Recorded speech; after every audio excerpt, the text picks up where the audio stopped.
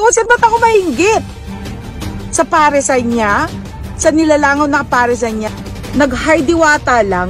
Oh my God. Tapos yung isa naman, ikiklik na lang yung camera, sasabihin na, mamaya na lang kasi busy ako. Oh my God. So, biglang dumating, nagbibideo sa akin, may mga tanong siya. Eh, siyempre nga, di ba, unahin pa bakita, may ginagawa ako. Ang ginawa ko, sabi ko, mamaya na lang, sinaraan ko ng pinto. Ano? Di ba, halatang-halata, nandidiri na siya sa mga nagpapapicture.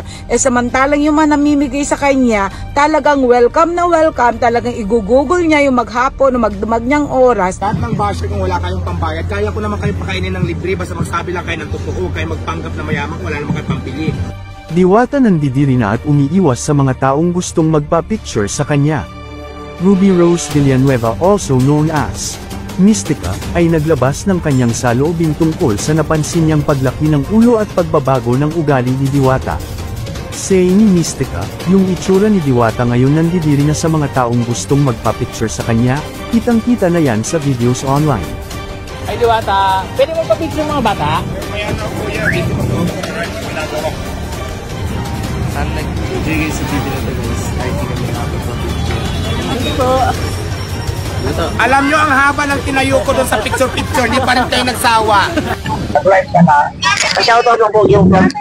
May na-shoutout. Idol Diwata. Pwede mo pa-shoutout sa akin? Kaya ba, Negros Oriental. Shoutout. Diwata, shoutout mo naman yung kuya ko. Kasama ba kayo? Diwata, shoutout mo. Wala pong shoutout mo. Dagdag pa ni Mystica, pero pag siya ang bibigyan ng blessing todo asikaso siya buong araw. Yan, regalo na naman. Salamat ko sa regalo talaga, mabilis ako. Ano yan? Nalita po kami sa Bella po. Marami sa Bella po. Wala ka kahapon. Regalo nito lahat.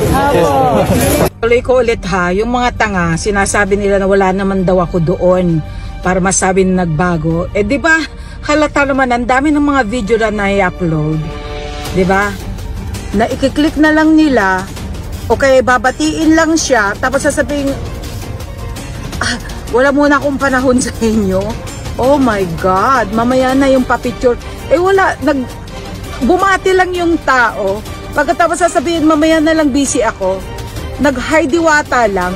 Oh my God. Tapos yung isa naman, ikiklik na lang yung camera, sasabihin na, mamaya na lang kasi busy ako. Oh my God. So may time siyang magsabi ng ganon para pahiya yung tao, pero wala siyang time na, oh my God, I can't believe it. Diba? At saka yung itsura niya, mukhang nangdidiri na siya sa mga nagpapapicture. Oh my God!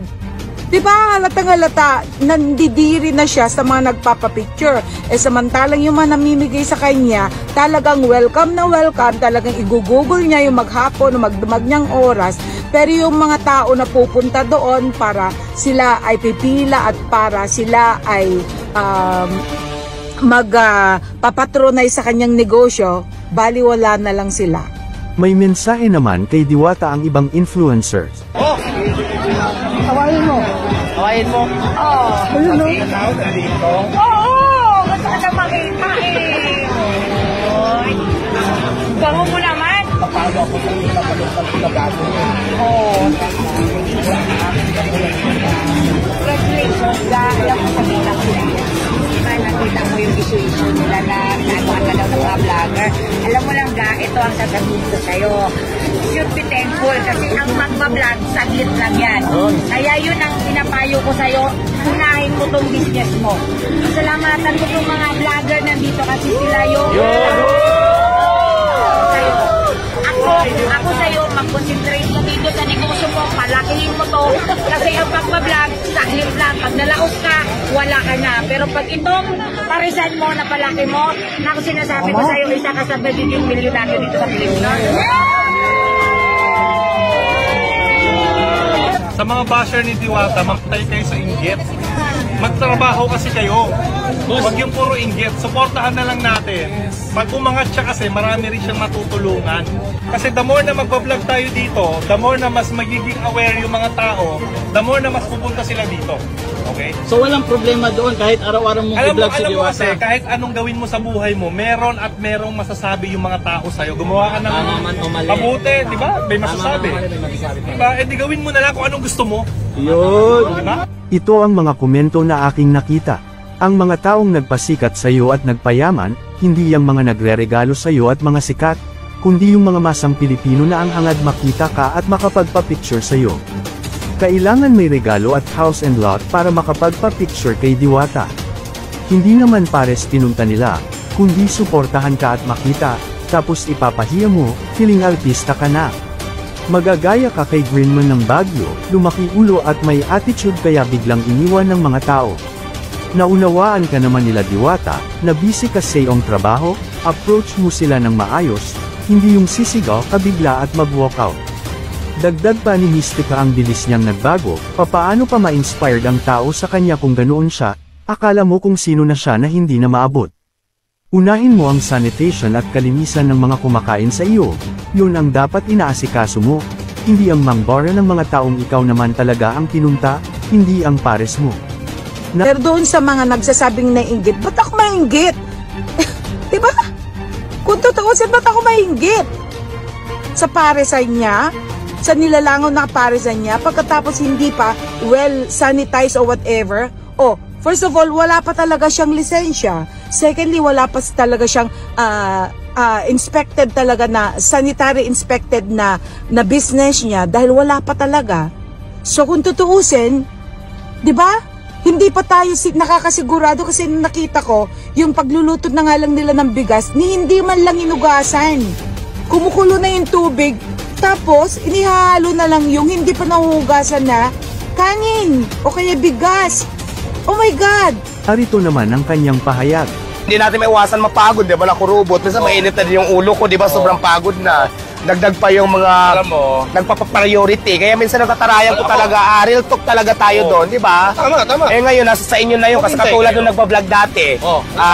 Nagla-live ako, nagpapasahod ako, biglang dumating, nagbibideo sa akin, may mga tanong siya. Eh siyempre nga, di ba, unahin pa bakita, may ginagawa ako.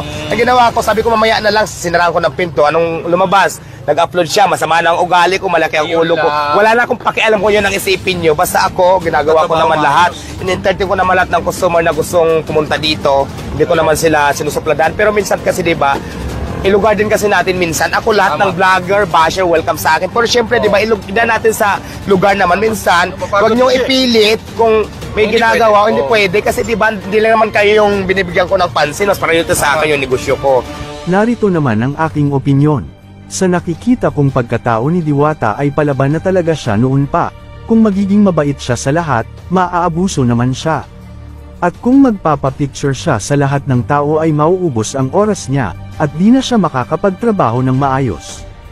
Pakiusapan na lang niya ng maayos ang mga tagahanga niya kung busy siya, kasi yung iba galing pa talaga sa malayong lugar, para makita siya at makapagpapicture. Malaki na nga ang inangat sa buhay ng dating nakatira sa ilalim ng tulay na si Diwata. Ikaw ano opinyon mo sa usaping ito? Lumaki na nga ba ang ulo ni Diwata at nagbago na ba ang ugali nito? Don't forget to like, comment and subscribe for more videos upload. Thank you. Kaya mga hindi pera dyan, Diyos ko, pakabait rin kayo. Para mabigyan kayo. Hindi yung ginagawa nyo ng lagi, puro panghusga para bantayan ako.